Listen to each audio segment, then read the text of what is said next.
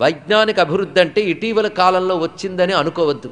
సృష్టి మొదలై ఇప్పటికి ఎన్ని జరిగాయో, ఎన్నెన్ని మార్లు వైజ్ఞానికమైన అభ్యుదయాలు సాధించి ఒక దశకు వెళ్ళి మళ్ళీ పతనమవుతూ ఉత్థాన పతనాలు ఏ సమాజానికైనా తప్పవు. కానీ ఇవాళే విజ్ఞానం వచ్చింది, ఇదివరకటి కాలమంతా అంధయుగం అనుకోవడం ఒక అంధత్వం. అప్పుడు ఎన్ని వైజ్ఞానికాలు వచ్చాయో మనకేం తెలుసు. కొంతకాలానికి అయిపోతాయి, మళ్ళీ ఒక అజ్ఞానపు యుగం, మళ్ళీ ఏవో. అప్పుడు ఆవిష్కరించిన పద్ధతులు వేరు, ఇప్పుడు ఆవిష్కరించే పద్ధతులు వేరు. ఇలాంటి వైజ్ఞానం అప్పుడు ఉందని చెప్పడానికి లేదు. అప్పుడుండే విజ్ఞానం అప్పుడున్నది.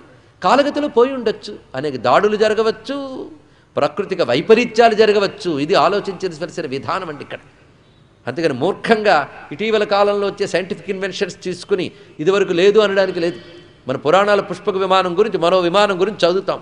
భారతం చదివితే చాలు అనేక కట్టడాలు నిర్మాణాలు కనిపిస్తూ ఉంటాయి. వాటి ఆనవాళ్ళు కూడా ఇప్పుడు కనబడుతున్నాయి. అప్పుడు విజ్ఞానం లేదా? ఉంది. తర్వాత జరిగిన అనేక దాడులు మనం ఏం కోల్పోయాం, ఏం తెలుసు. కనుక ఒక్కటి తెలుసుకోవాల్సింది ఏంటంటే, నా దేశం యుగాల క్రితమే విజ్ఞాన దేశం. ఇది తెలుసుకోండి. ఇక్కడ ఈ కోణంలో మీరు పరిశీలించాలంటే పాశ్చాత్యులు కూడా రీసెర్చ్లు చేశారు. మనకున్న నిర్మాణ విజ్ఞానం అంటే ఆర్కిటెక్చర్ అండ్ ఇంజనీరింగ్ స్కిల్స్, వాటికి ఎప్పటికీ మనకున్న ఆలయ కట్టడాలే చాలు కళ్ళు తిరిగిపోతే, ఒక బృహదీశ్వరాలయం లాంటివి చూస్తే.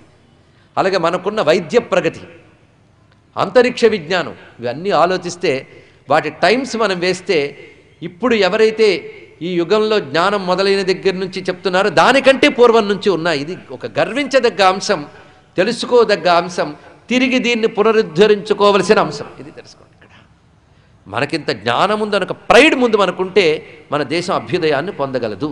ఇదే అబ్దుల్ కలాం గారు చెప్పిన మాట. ముందు ప్రైడ్ కావాలండి, అప్పుడు మన దేశం గొప్పతనం బయటపడుతుంది.